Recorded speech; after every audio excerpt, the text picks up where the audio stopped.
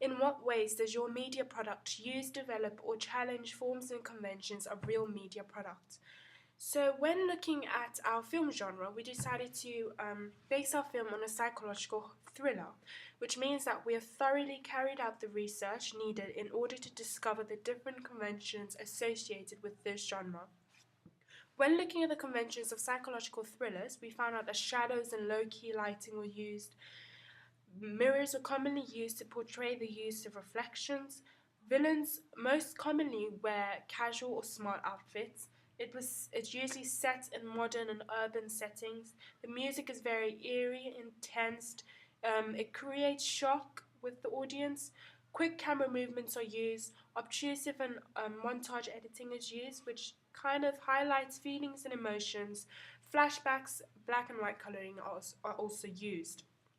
This is my contact sheet for our opening sequence, the main title, setting and location, costumes and props, camera work and editing, title, font and style, story, genre, how characters are introduced, special effects.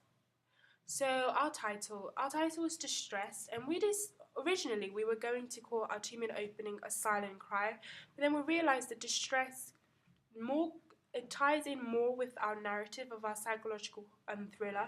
It's also very short, simple, and memorable, which means that it's easy for people to remember. Our 2-minute opening is based on a man who's distressed about something, so it quite well ties in with our narrative. We also use color. Red is very, it symbolizes something, it symbolizes danger and it's bold. So we decided to use red.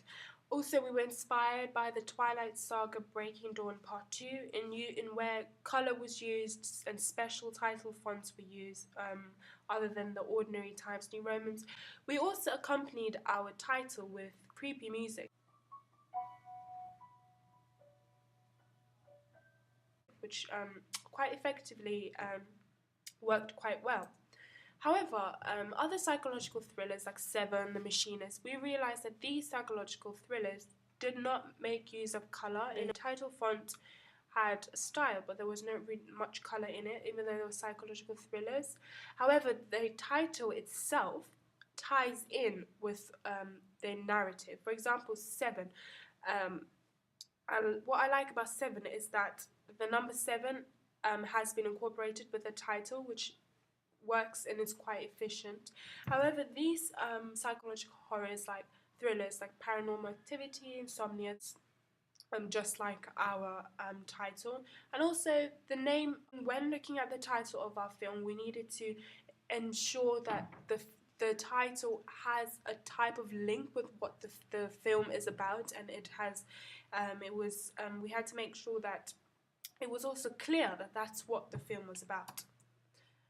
When choosing our location, in order to get the most out of our chosen genre, we decided to use locations which were best suited for both our genre and narrative. For example, our piano scenes, we used our school hall because we had access to a piano which we could freely use and move around. This also paved the way for us to control the amount of light we wanted to come in, which produced a creepy effect. So when we were looking at the piano scenes, we needed somewhere that was very deserted and allowed us to have low-key lighting, which was also one of the conventions of a psychological thriller. So we decided to use our school hall because we had access to a piano. When we were thinking of location, we were going to use a keyboard, but then we realized that a keyboard doesn't really produce that much of a creepy effect that a piano does, as one can see in different thrillers. When a piano is used, it's usually associated with something creepy or something is going to happen. So we did this, and then we were inspired by the Remember Me TV drama, where they challenged the normal way a film would be framed, where the character is in the middle. In Remember Me, the character was on one side of the frame, so either on the right hand side. So we decided to adopt this in the way that in the piano scenes, we have the piano on the far right.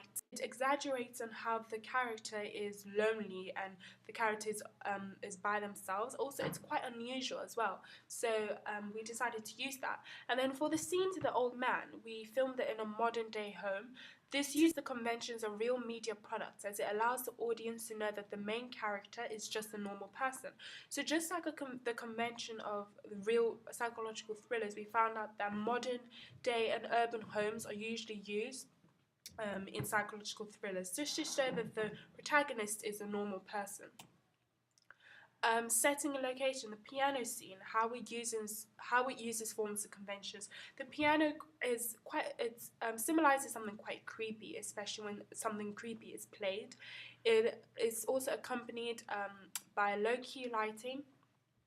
It's shot in an empty location with a piano pushed to one side, so once again looking at framing, which creates tension.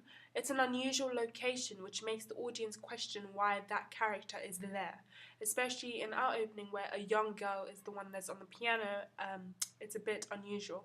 We were also inspired by the Twilight piano scene of Edward and Bella, which kind of inspired us to our piano scene.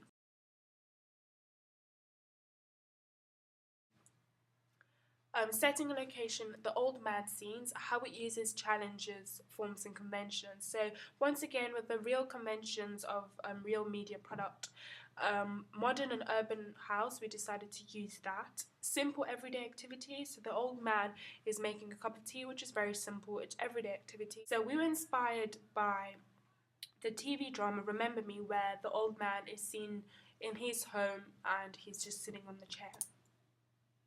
Costumes and props. We have stuck to the psychological thriller conventions in real media products in regards to our costumes and props.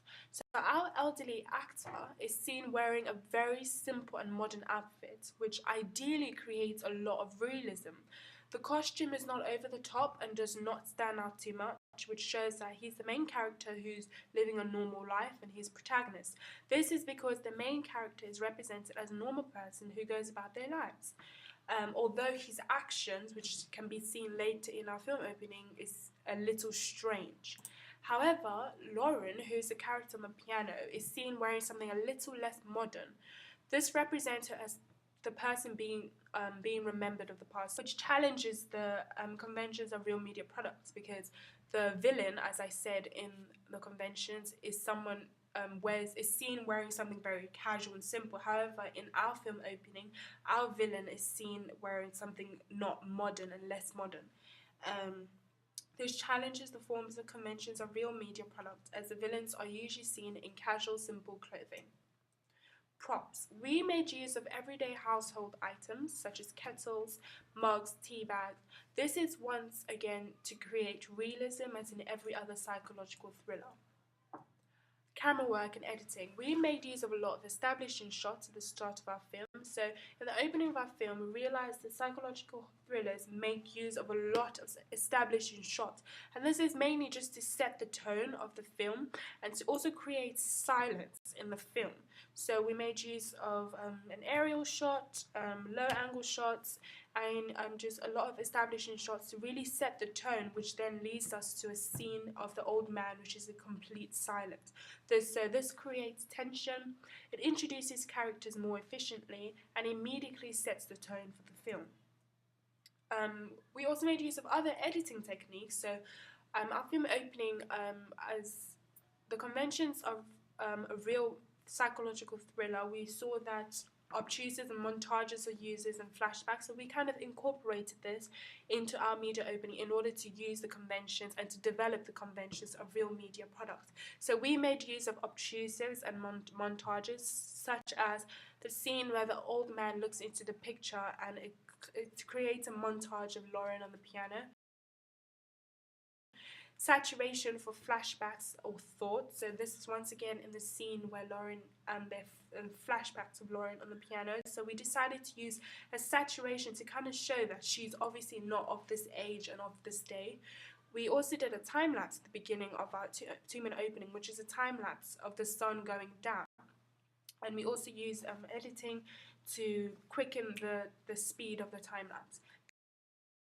These are all ways in which we have used, as well as developed, the forms and conventions of real psychological thriller media products in our editing. The fonts and style. We were inspired by a few examples, such as Paranormal Activity, Seven, and Panic Room. Paranormal Activity makes use of red, once again, like I said. Red is very, very efficient and is very effective in the creating of titles for something like a horror or thriller, because it kind of signifies what is going to happen, and red signifies it's something dangerous. So Paranormal Activity makes use of red. Seven doesn't make use of a color, but the design is very, very efficient in a way that the number seven, is incorporated into the name Seven, and the design as well. It's not the typical normal font style that you would get. And then Panic Room, once again, just makes use of color, and as you can see in our opening, we've made use of color and we've kept it consistent as well. So our product is bold. As you can see, our title font is bold. It's easy to read. It relates to the film, and we've also made use of color. So how characters are introduced. We introduce the main protagonist before we introduced who they're haunted by. So our main protagonist, in our opening scene, we have a slow tilt in where we reveal the main character, which is an elderly man. Because we decided to tackle the representation of age, it's a bit unusual that you would get an elderly man in a psychological thriller. So, however, it does conform to normal conventions of psychological thrillers, as the main protagonists are usually the ones that are introduced first. Then we introduce the girl who haunts the old man, and she's introduced afterwards.